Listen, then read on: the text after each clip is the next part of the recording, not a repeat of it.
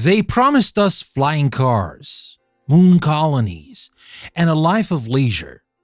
Instead, we got Wi-Fi connected salt shakers and chatbots that hallucinate fake legal precedents.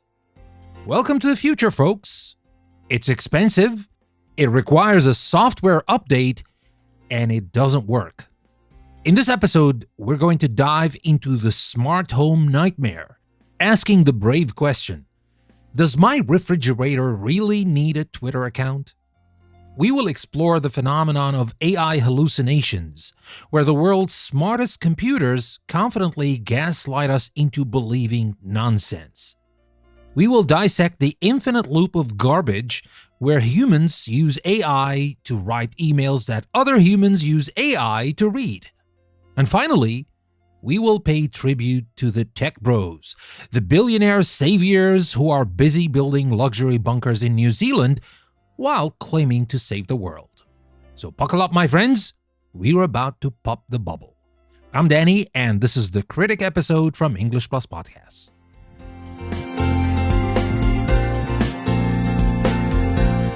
Let's be real for a second. If I told you 20 years ago that in the future you would have the sum of human knowledge in your pocket, instant communication with anyone on Earth, and robots that could paint like Van Gogh, you would have imagined a utopia. You would have imagined a world of high culture, solved problems, and seamless efficiency. And yet, here we are. The future has arrived, and it's stupid. I don't mean bad, I mean objectively, hilariously stupid.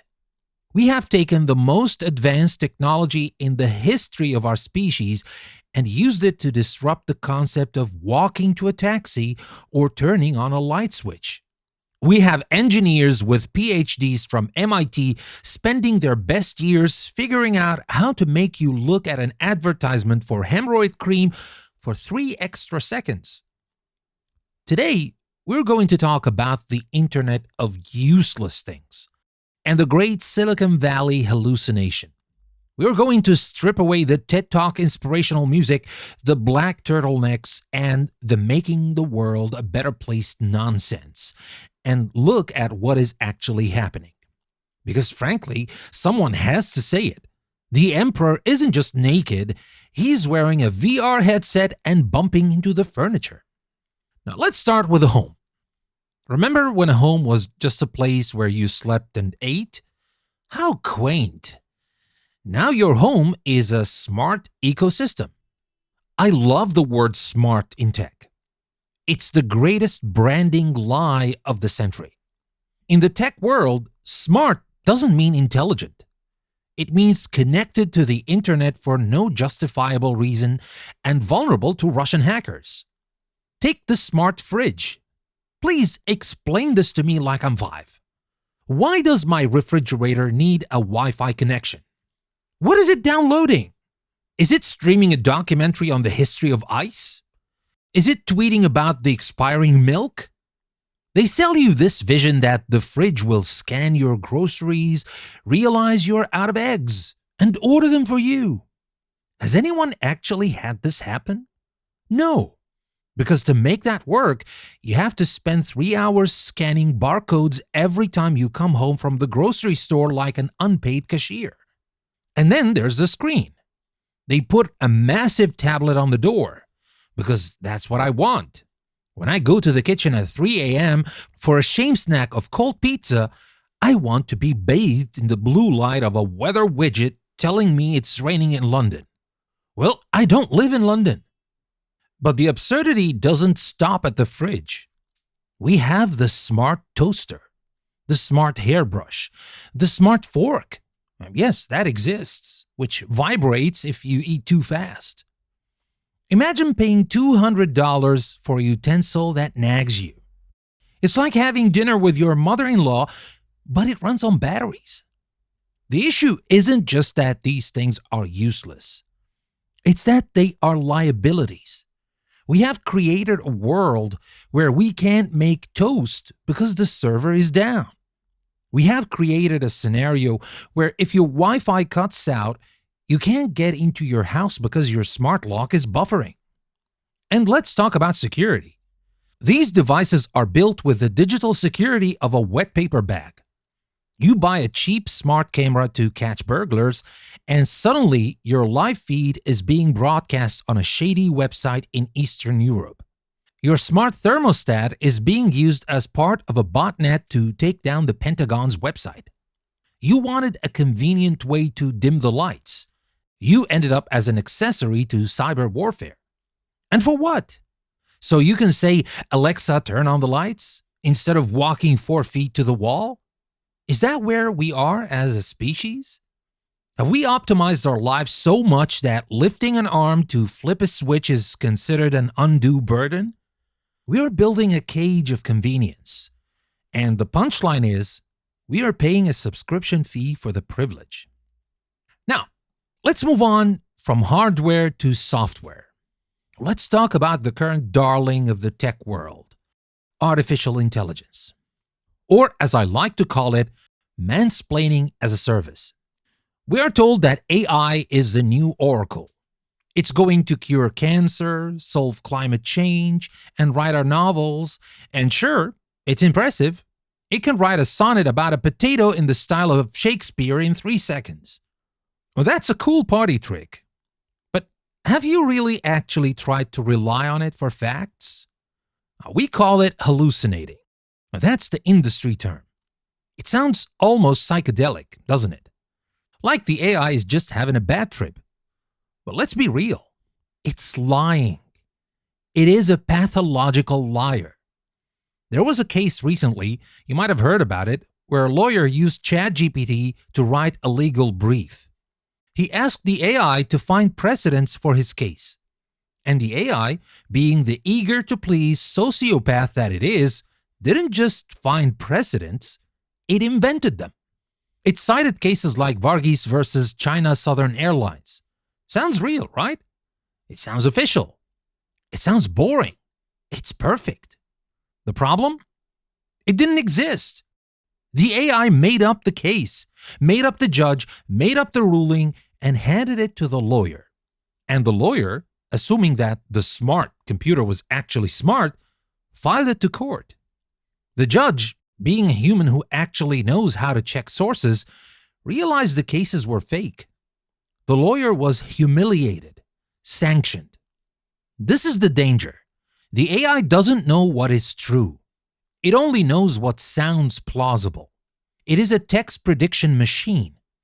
It's basically the autocomplete on your phone, but it's been fed the entire internet and has a god complex.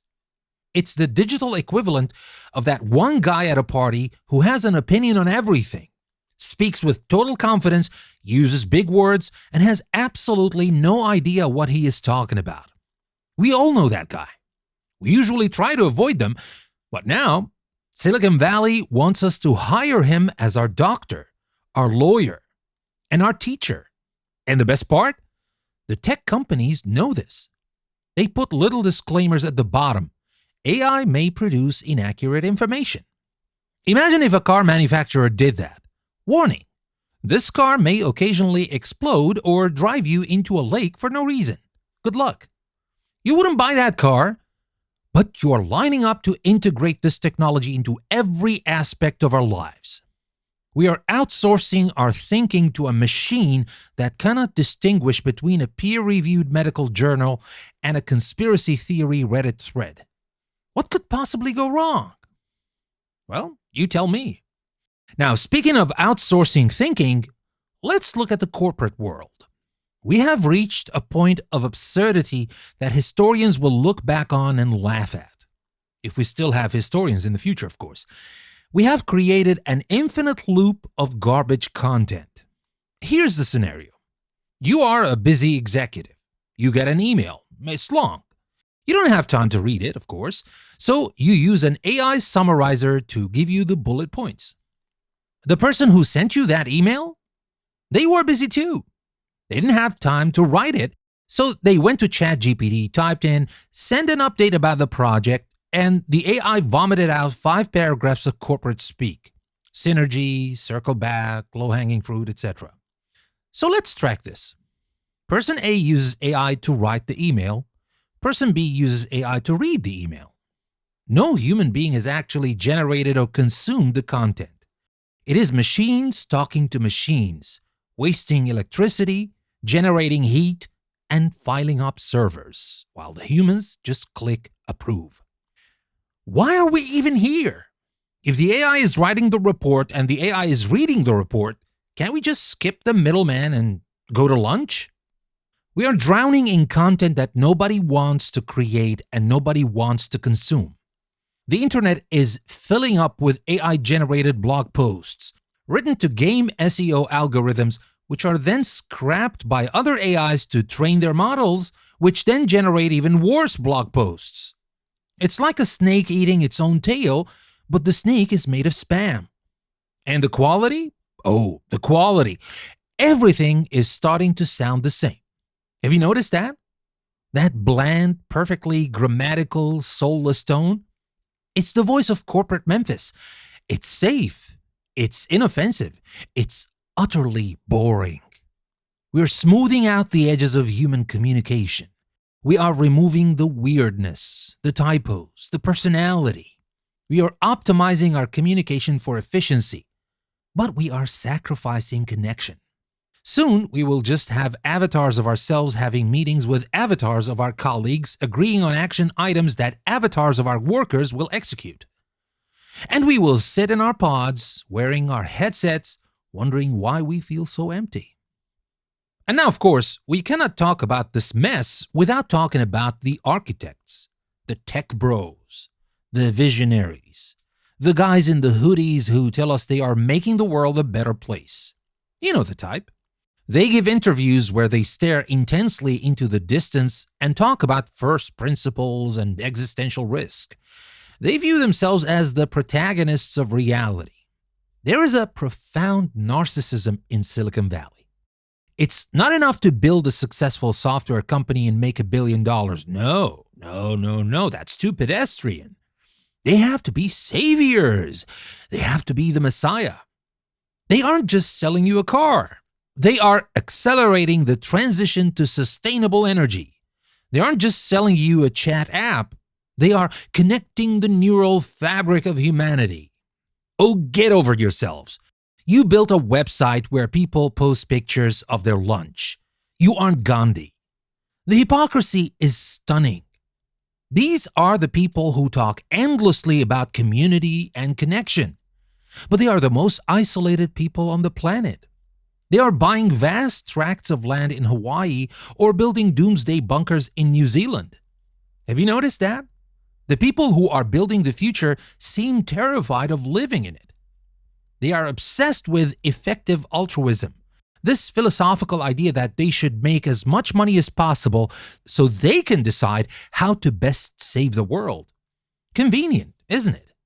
The philosophy just happens to justify their greed. I need to be a trillionaire, not for me, but for the future of consciousness. Yeah, right. And look at what they focus on. They are obsessed with Mars. They want to colonize Mars. Now, let's be real about Mars. Mars is a hellscape. It's a freezing, radioactive desert with no air.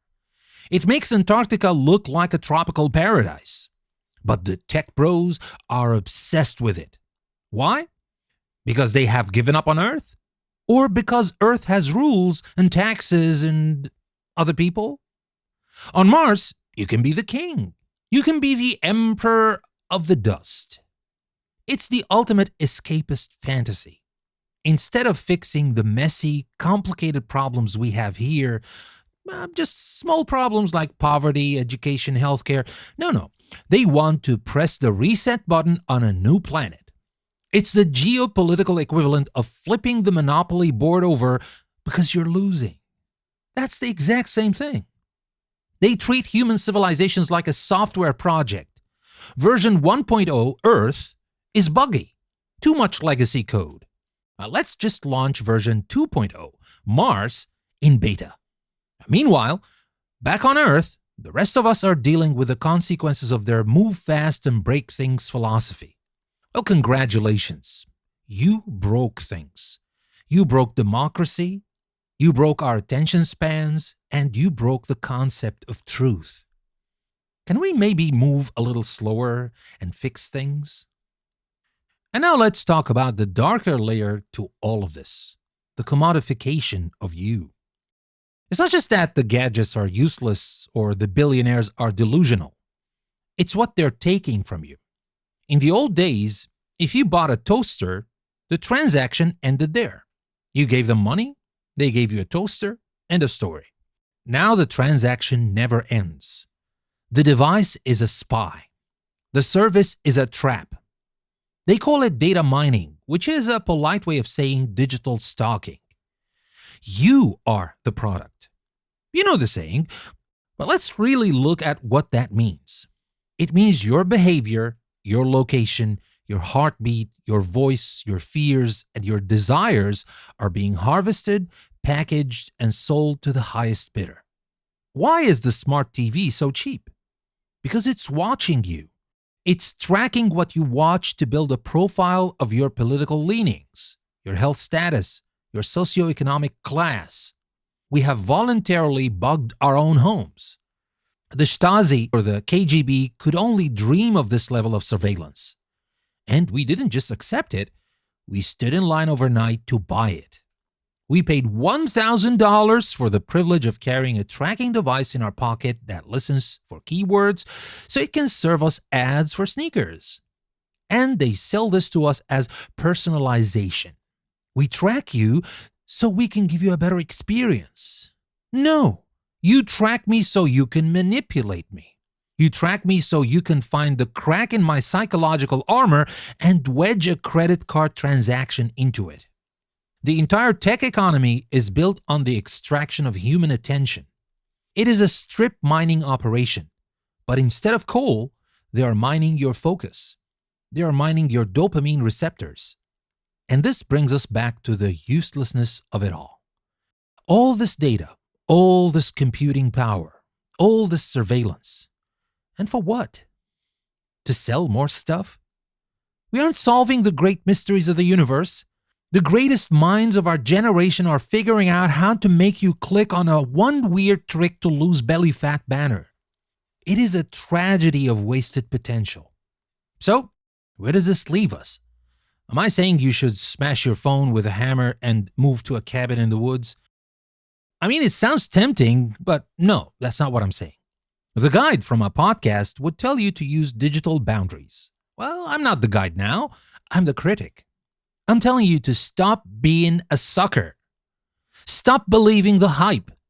When a billionaire gets on stage and promises that his new gadget will bring about world peace, laugh at him. He's a salesman. He's selling snake oil, but the bottle has a Bluetooth chip in it. Stop buying smart things that don't need to be smart. Buy a dumb fridge. Buy a dumb toaster. Buy a car that has buttons, not a touchscreen that hides the climate controls 3 menus deep so you crash while trying to turn on the AC. Celebrate friction. Embrace the analog. There is a joy in things that don't update. There's a space in things that don't notify you. And regarding AI, use it, sure. I use it all the time. It's a tool and a great one. But treat it like what it is. A very fast, very confident intern who's prone to lying and has no moral compass. Don't trust it with your life. Don't trust it with your reputation. And for the love of all that is holy, don't use it to write your wedding vows. If you can't come up with reasons why you love your spouse without asking a chatbot, you have bigger problems than technology, my friends, and you definitely need help. My friends, we are living in a hall of mirrors. The tech industry is a carnival designed to distract you, dazzle you, and pick your pocket, of course. They want you to feel obsolete.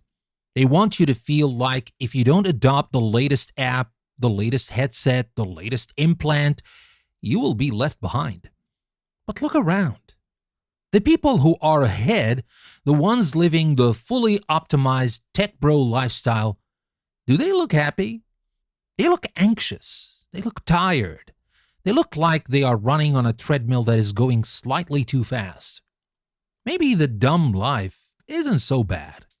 Maybe the ultimate luxury in the 21st century isn't a house that talks to you. Maybe the ultimate luxury is a house that is quiet. Maybe the ultimate status symbol isn't a blue check mark or a high crypto balance. Maybe it's having an attention span longer than a goldfish. So the next time your fridge tries to tell you the weather, or your phone tries to tell you how to feel, or a billionaire tries to tell you he's saving the galaxy, just remember, it's all a hallucination. You don't have to subscribe. I'm the Critic, and frankly, I'm going to go read a book made of paper. It doesn't need charging, and it doesn't track my eye movements. How primitive. How wonderful. See you in the real world, my friends, or what's left of it. Thank you for listening to the Critic episode from English Plus Podcast. I'll see you again next time.